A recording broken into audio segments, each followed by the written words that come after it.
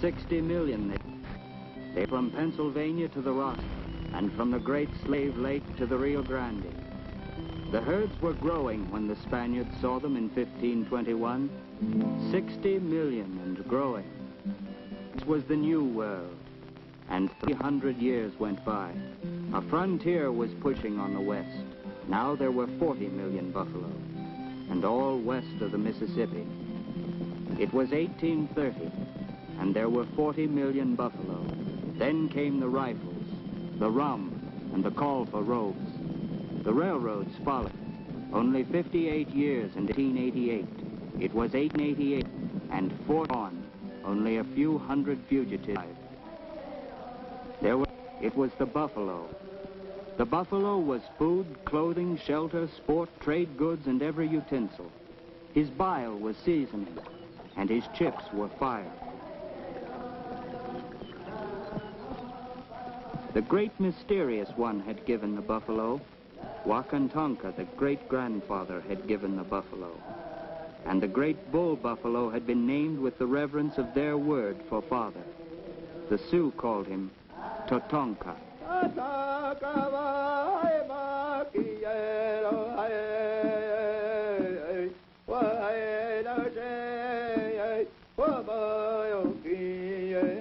To the Indian, Tatanka was part of the unbroken hoop of the world. And each spring, new herds rumbled out of a legendary cavern and covered the land with abundance.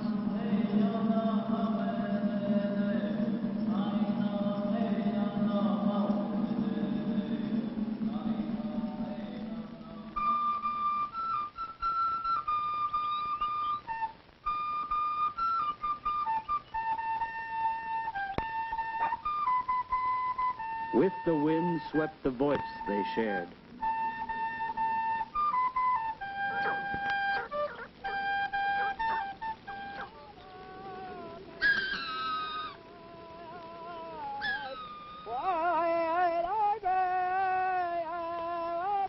The buffalo I, the buffalo I make the buffalo come. I am relateful. Some men offered their spirit powers to bring to Tatanka, powers given them long ago in their vision quests.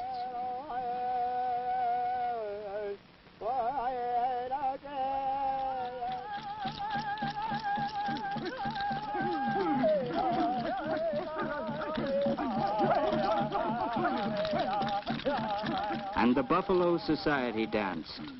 They danced to bring the buffalo. Tatanka would come if only they danced long enough. Arikara, Hidatsa, Mandan, Earth Lodge dwellers in the days before horses. Tatanka would come. Tatanka must come, for they had only moccasins to travel. And they danced. They danced through days and nights.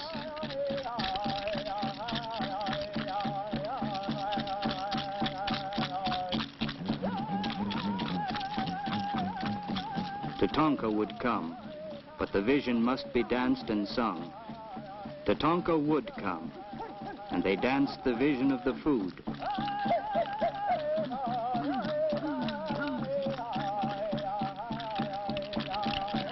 They danced the vision of the hunt. They danced the vision of the meat. It was meat when a tired dancer bent low and another dancer sent a blunt arrow to his side. A new dancer replaced the fallen one, and the women would mock butcher.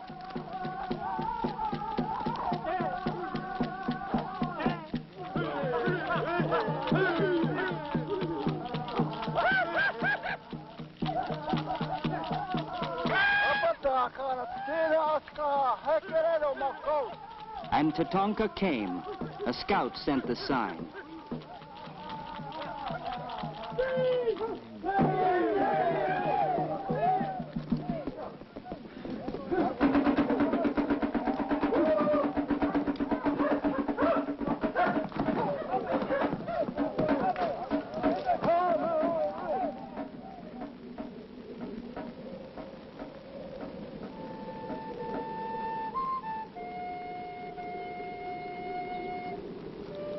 Without horses, they hunted like the wolves that followed the herds.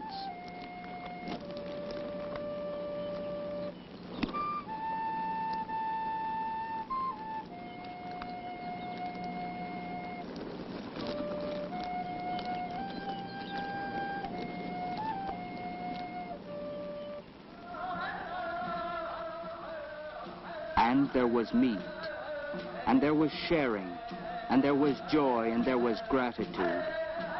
Yesterday, hunger. Tonight, feasting.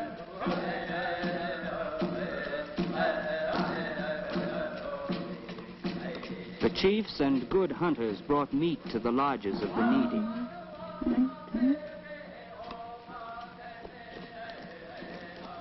First meat was for the fire, an offering to the great powers.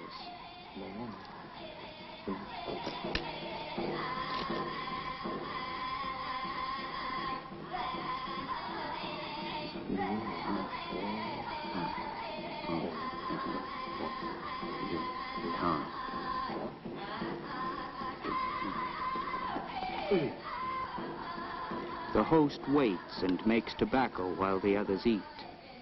It is their way.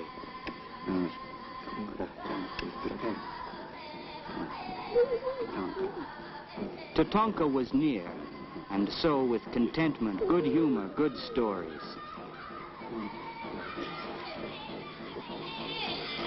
Tatanka was near, and in his belly boiled a stew.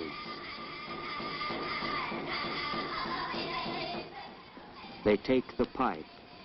It is an act of grace, of universal peace. The earth, the sun, and all directions, they are one.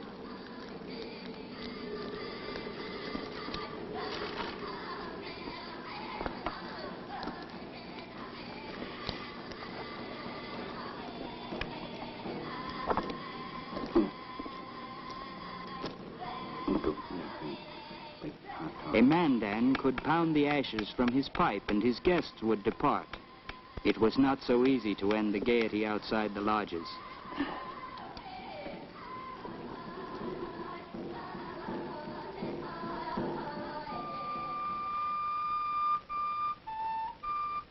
Morning brings a day of labor. It is a woman's work. The men are gone to hunt. The hides are scraped with stone and horn.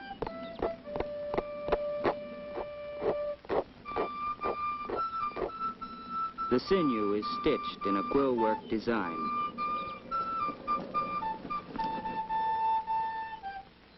The jerky is stripped and dried. The hunters are gone, and the women labor.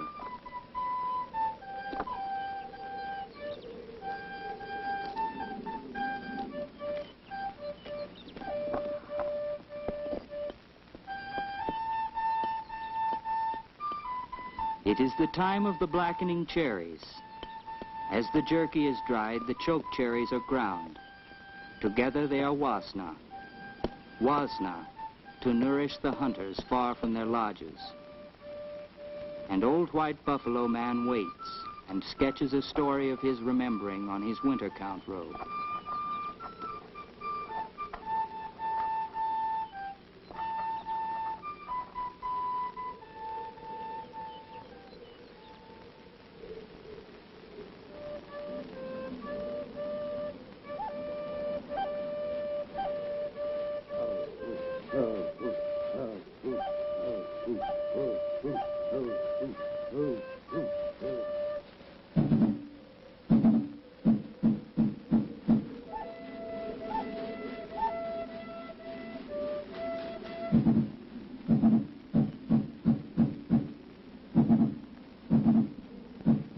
The hunter has joined the hunted. He is a decoy in a surround.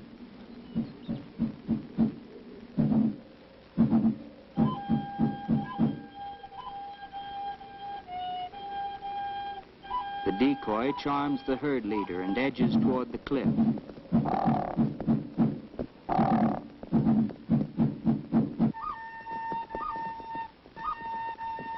The herd stares and follows, stares and follows.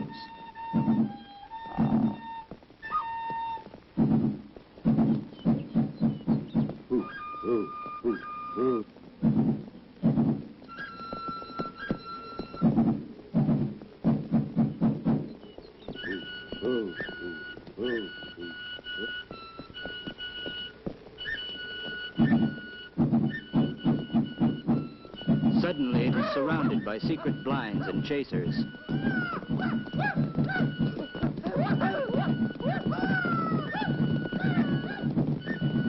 The stampede goes the way of the decoy, over the cliff.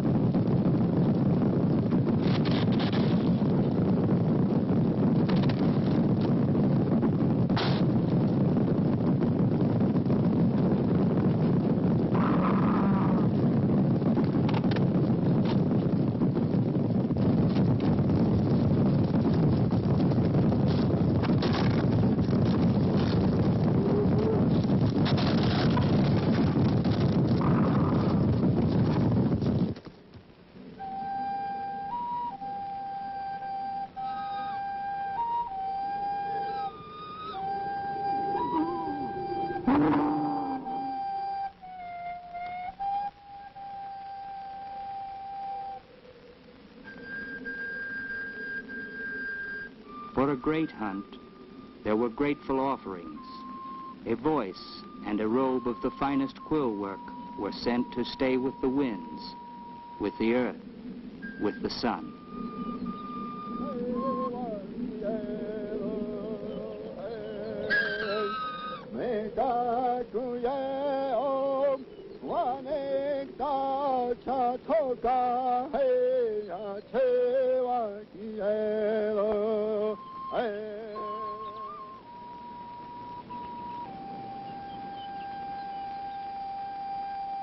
Then came the horse.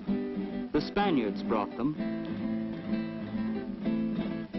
They strayed, they were stolen, they were bred.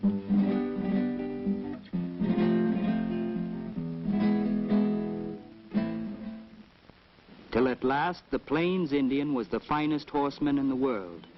Now he followed the unpredictable herds.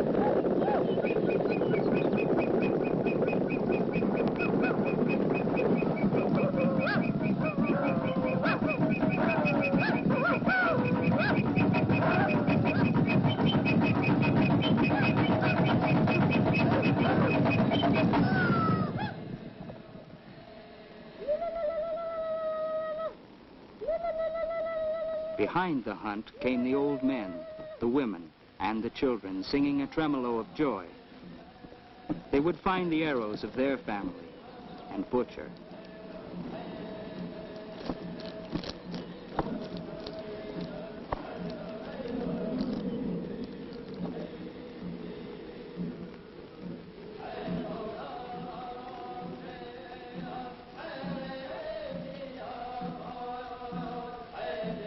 Fresh liver was a delicacy at the end of a hunt, and the juicy entrails might please the young ones.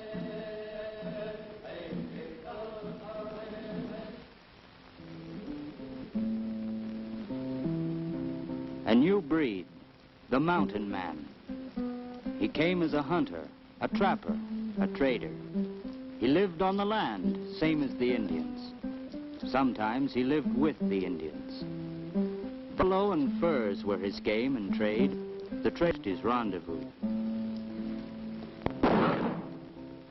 The mount $10 a robe. It was a fair shake. For the Indian, 10 cents worth of watered-down whiskey might be an even trade. The traders brought whiskey, and they brought guns, rifles to get more robes to trade for more rum. A cycle had been started, a cycle which had nothing to do with survival for the Indians.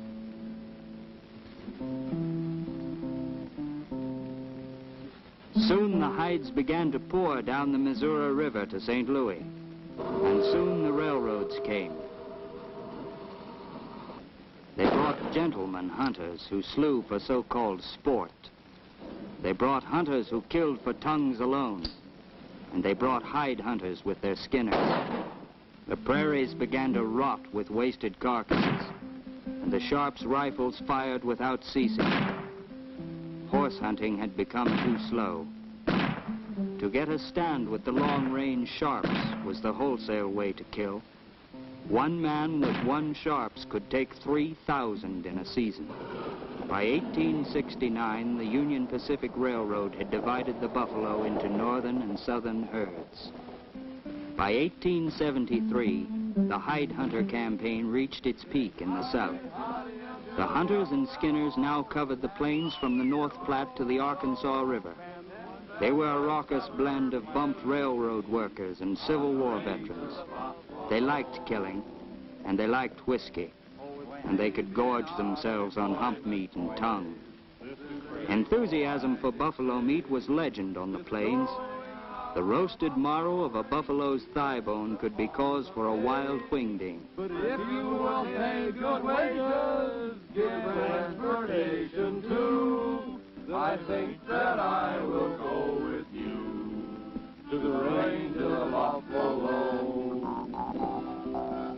Oh, it's now we've crossed these bitter boys, and homeward we are bound. No more that hellfire country shall ever we be found. Go home to your wives and sweethearts, tell others not to go. For God's forsaken the buffalo range, and the damned old buffalo. Barrel, boys! Barrel! Yeah. Here we go. Pour it in. I get this one over here. There's hot one over here, and I can pour it right in. Pour it on here. Yeah, just give us a dab here. Colonel Dodge had said, "Every buffalo dead is an Indian gone." And buffalo extermination was the unwritten policy in the winning of the West. So the butchery went on. On the South Platte, hunters built fires to keep the buffalo from water at night, and killed them as they came to slake their thirst by day. 1875 saw the end. In 1875, the great southern herd was gone.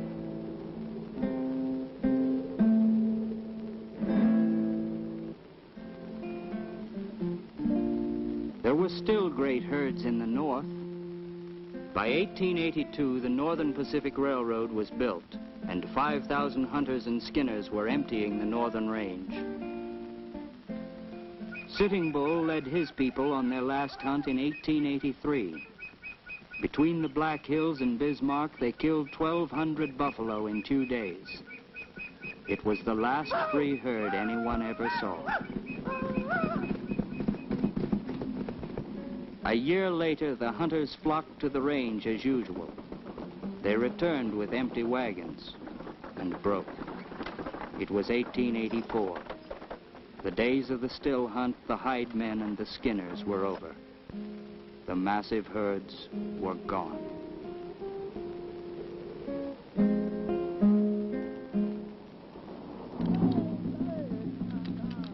For the Indian, the end of the buffalo meant starvation and disease. Still, he could invoke the mysterious powers of Tatanka for healing. The people still lived on the desperate hope that Tatanka would return. And for those who lived on hope alone, the medicine men became the new leaders.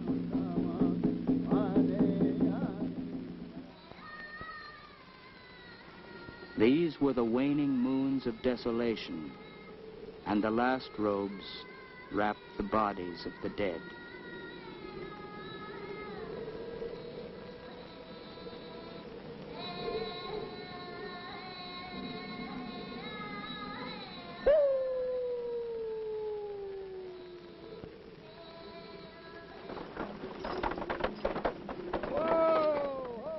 Now a resurrection of bones was clearing the prairie. The supply wagons going south from Dodge City returned to the railroads with bones for the fertilizer and carbon works. Now unemployed hunters, drought-stricken sodbusters, and starving Indians became bone pickers. The bones of 100 buffalo might bring $10. The bone-scattered sod was the tragic graveyard of independence for the Plains Indian. Now he came to the reservations. The bright fires of strong leaders were fading. Wolf Road, Dull Night, Kills Buffalo, Little Wolf, Gall, High Bear, Spotted Tail, Satanta, Red Shirt, American Horse, Red Cloud.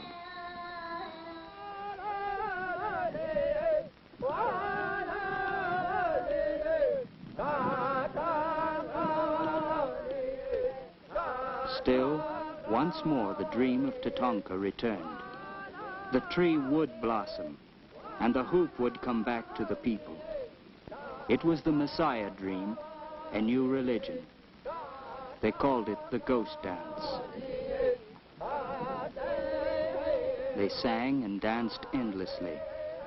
I will live now, the Father said so. I will live now, the Father said so. The buffalo are coming, the Father said so. The buffalo are coming, the Father said so. The Ghost Dance had been the vision of a Ute Indian. Now it was shared by Kiowa, Arapaho, Cheyenne, and Sioux. A new world would come through the dance, and the dance brought visions of the spirit world, of departed loved ones, and of Tatanka coming again. The holy man, Black Elk, danced until a vision came.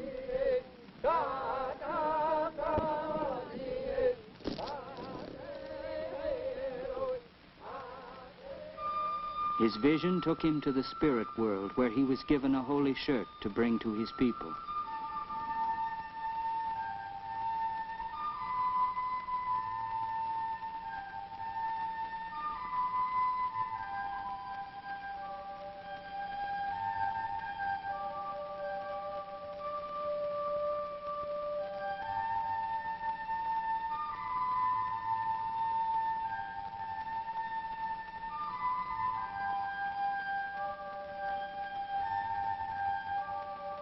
When he returned, he told his people of the shirt, which was given to be worn by the ghost dancers to bring the vision of the dance.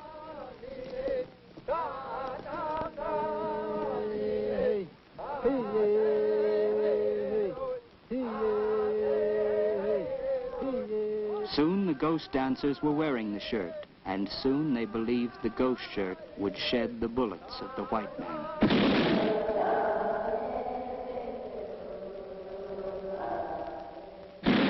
Wounded Knee.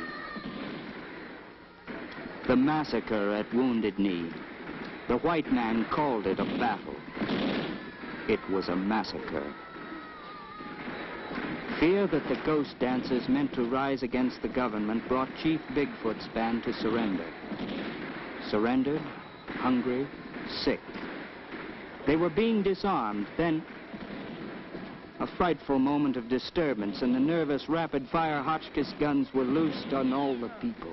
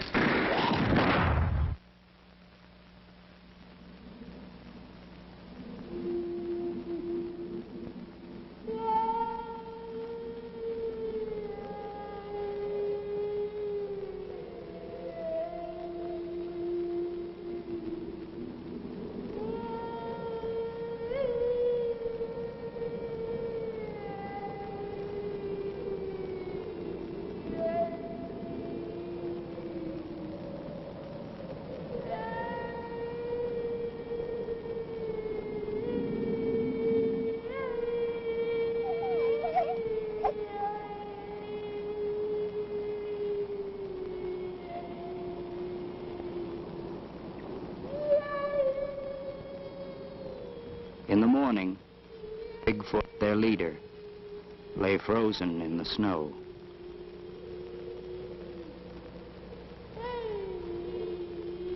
The wagon men loaded their bodies and put them in a common grave. And for the old ones, the hoop of the world was broken.